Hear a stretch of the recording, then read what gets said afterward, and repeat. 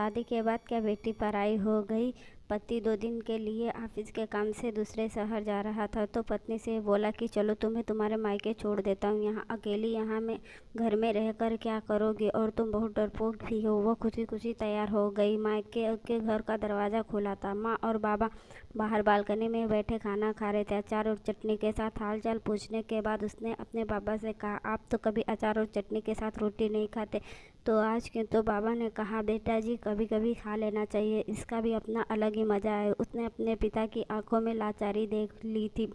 उतने में भाभी बाहर आई और चेहरे पर झूठी मुस्कान सजाए पूछने लगी, रहने आए हो? उसने खुश होते हुए कहा, भाभी मेरे पति 2 दिन के लिए दूसरे शहर गए तो मुझे यहाँ छोड़ गए। भाभी कहने लगी, बेटो तुम्हारे लिए चाय पानी लेकर आती हूँ। वो भी अपने माता पिता के खाए हुए बर्तन समेटने लगी और कहने लगी कि मैं भी भाभी की मदद कर देती हूँ और साथ ही भैया से भी मिल लूँगी।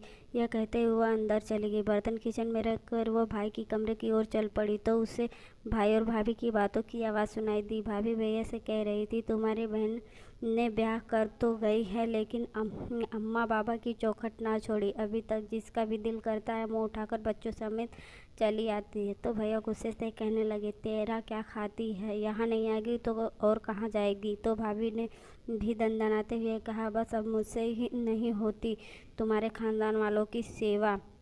तुम्हारे माँ बाप को संभालती, उन्हें खाना देती हूँ, यही एहसान समझो। भैया और भाभी की बातें सुनकर वह सन्न रह गई। उसकी आवाज़ तो उसके मुंह में ही दब के रह गई और वह उल्टे पाँव वापस सोने लगी। थोड़ी देर बाद फ़ोन पर झूठ का बात करते हुए बाहर निकली। अच्छा माँ जी, आप लोग आए हैं, गांव से पहले ही बता देते तो मैं मायके नहीं आती। अच्छा आप परेशान ना हो, ऐसा करें आप तब तक पड़ोस के घर में बैठे, मैं अभी आती हूँ। माँ बाबा ने देखा तो आश्चर्यचकित होकर पूछने लगे, बेटा क्या हुआ, अभी आई थी और अभी जा रही हो? कहने लगी, नहीं माँ बाबा, मेरी सासू माँ और ससुर जी आए हैं, उन्हें ऐसे कैसे छोड़ दूँ? अभी जाती हूँ, फिर कभी आ जाऊँगी। आप दोनों अपना ख्याल रखिएगा। अपने आंसुओं को दबाते हुए वह अपने माता पिता से मिली और बोझल कदमों के साथ खुद को हौसला देते हुए अपने घर को वापस चली गई।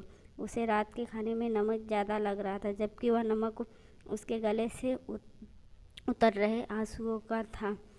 यह सच है कि माँ बाप से होते हैं, लेकिन कभी कभी उनके होते हुए भी वह बेबस होते हैं।